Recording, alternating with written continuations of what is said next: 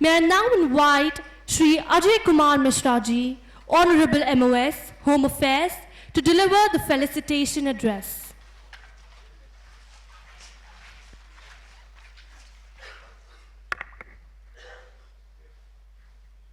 Prime point foundation के द्वारा संसद रत्न, संसद महारत्न और संसद उत्कृष्ट रत्न ऐसे अवार्ड के इस फंक्शन में मंच पर उपस्थित तेलंगाना राज्य की महामहिम राज्यपाल पुडुचेरी की एलजी श्रीमती तमिलसाई सौंदरराजन जी, नेशनल बैकवर्ड कमीशन के चेयरमैन और जिन्होंने कई बार संसद रत्न से अवार्ड को प्राप्त भी किया, सम्मानित भी हुए, ऐसे बहुत ही उत्कृष्ट सांसद भी रहे, केंद्र सरकार के मंत्री भी रहे, ऐसे Shri Hansraj Gangaram Ahir ji, former justice supreme court Shri Sanjay Kishan Kaul ji. मेरी जिनसे पहली मुलाकात के बाद फिर प्रियदर्शनी से मुलाकात हुई और उनके अंदर मैंने एक जज्बा देखा कि इस देश के संविधान और संवैधानिक व्यवस्थाओं में जो लोग अपना योगदान दे रहे हैं उनको प्रेरित करने का और इन व्यवस्थाओं को बनाए रखने में उनकी वाकई में इतनी उत्कंठ इच्छा थी, उसको देख करके मैं भी बहुत प्रेरित हुआ। ऐसे हमारे प्राइम पॉइंट फाउंडेशन के संरक्षक कहूँगा मैं, ऐसे आदरणीय श्री श्रीनिवासन जी, और उन्होंने अपना जो चेयरमैन अपने बाद चुना जिसको अध्यक्ष चुना, वास्तव में उनका निर्णय बहुत ही अच्छा था।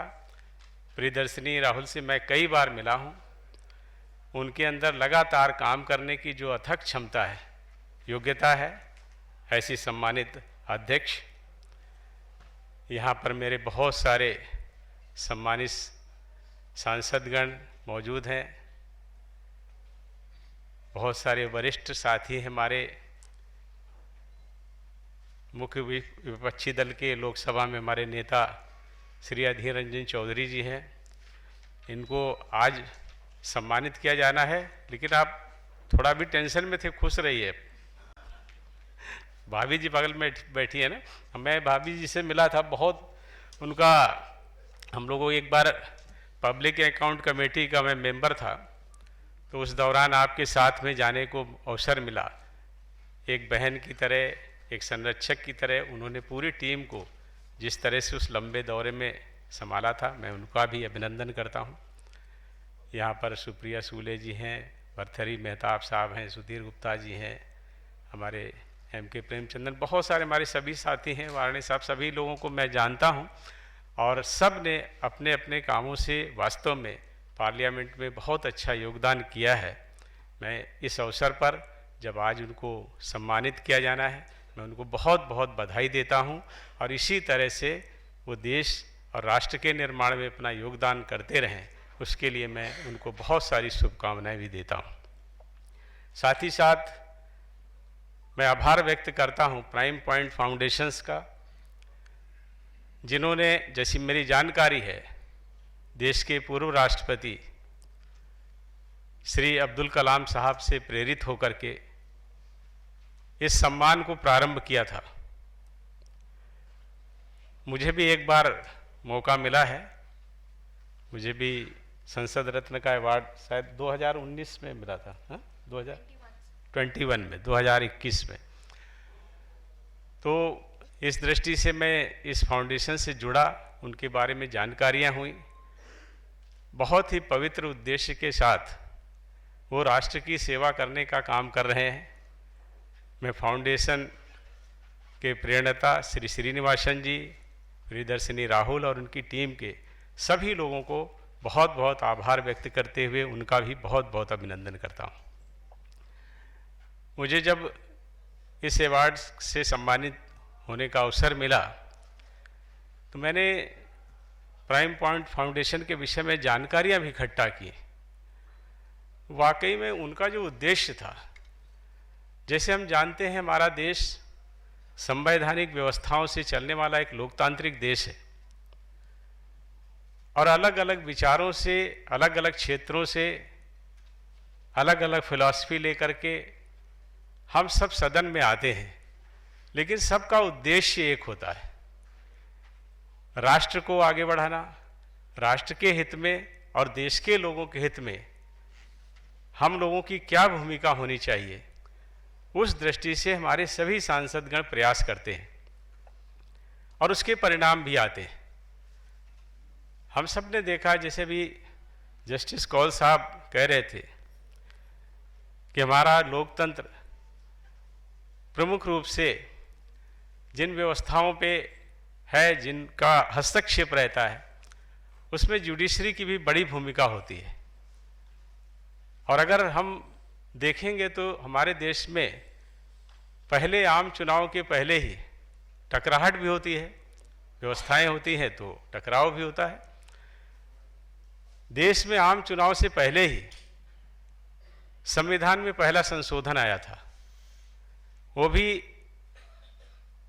एक संयोग है कि मद्रास उच्च न्यायालय के एक निर्णय के खिलाफ ही आया था और पंडित जवाहरलाल नेहरू चुनाव से पहले 1951 में 18 जून 1951 को वो संविधान संशोधन देश की पार्लियामेंट में लेके आए थे, उसको पास कराया था। तो ये सामान्य सी बातें हैं। कहीं पे पार्लियामेंट इस तरह के निर्णय लेती है, जुडिशरी के कई निर्णय होते हैं जिनको हम लोग सम्मान भी करते हैं। कई बार ऐसी स्थितियां आती हैं कि उनको परिवर्तन करने के लिए कॉन्स्टिट्यूशन में भी अमेंडमेंट करने पड़ते हैं। आमतौर पर जब ये देश का संविधान बना था तो पूरी दुनिया में भारत के संविधान को एक अलग तरह से लिया गया था। भारत के संविधान के विषय में उस समय दुनिया के बहुत सारे देशों के बड़े बड़े विद्वानों ने ये कहा कि ये संविधान इतना लचीला, इतना विस्तार से सभी समस्याओं को समेटे हुए और राष्ट्र के सभी लोगों को किस तरह से उनके साथ न्याय हो सके, वो सारा कुछ इस संविधान में है। लेकिन फिर भी एक प्राविधान ये भी था कि जहाँ कहीं आवश्यकता हो और देश हित और देश के लोगों के हित में जब जरूरी होता है तो संविधान का संशोधन करने का भी प्राविधान किया गया था। उस दृष्टि से संक्षेप में मैं कहूँ तो हमारे 10 वर्ष की सरकार ने प्रधानमंत्री नरेंद्र मोदी जी के नेतृत्व में केवल 8 संविधान संशोधन किए और वो 8 संविधान संशोधन आप सब जानते होंगे किन किन विषयों के लिए किए हैं। बहुत ही ऐसे विषय थे जिनको संविधान संशोधन करने की आवश्यकता थी और लगभग पूरे सदन ने हर संविधान संशोधन में अपनी सहमति दी। इसी तरह से उन्होंने संविधान के 4थे अध्याय के अनुच्छेद 36 से 51 तक उसमें नीति निर्देशक सिद्धांत हैं, किसी भी गवर्नमेंट पर वो बाध्यकारी नहीं है, लेकिन उनका उपयोग देश के लोगों के जीवन में सकारात्मक परिवर्तन आए और दुनिया के साथ हमारे देश के कैसे संबंध हो, वो इस अध्याय में वर्णन है। उसका प्रयोग भी हमारी सरकार ने श्री नरेंद्र मोदी जी के नेतृत्व में राष्ट्र और राष्ट्र के लोगों के विकास के लिए और अंतर्राष्ट्रीय संबंधों, नीतियों और नियमों का पालन करने में बहुत अच्छी तरह से प्रयोग किया है। लेकिन ये सारी बातें जब पार्लियामेंट से निकल करके आती हैं तो उसमें सबसे बड़ी और महत्वपूर्ण भूमिका हमारे सांसदों की होती है। ऐसे बाहर से देख करके केवल इतना लगता है कि सांसद की भूमिका केवल पार्लियामेंट में है। पार्लियामेंट में क्वेश्चन उठाना, नियमों के साथ बहस करना, अलग अलग बिल्स पर बहस करना, अपने विचारों को रखना, ये एक विषय है। लेकिन उसके साथ साथ जब हम पार्लियामेंट्री कमेटी में होते हैं तो उसमें किसी दल का सदस्य ना हो कि उस कमेटी के सदस्य के रूप में जो भी निर्णय होते हैं उन निर्णयों को लेने में भी हमारे सांसदों की बड़ी भूमिका होती है। वो भी मेरे ख्याल में ये जो सम्मान दिया जा रहा है उसमें कमेटी में भी आपका रोल क्या होता है, संसदीय जो समितियां होती हैं वो भी शायद एक मेरे ख्याल में पॉइंट है।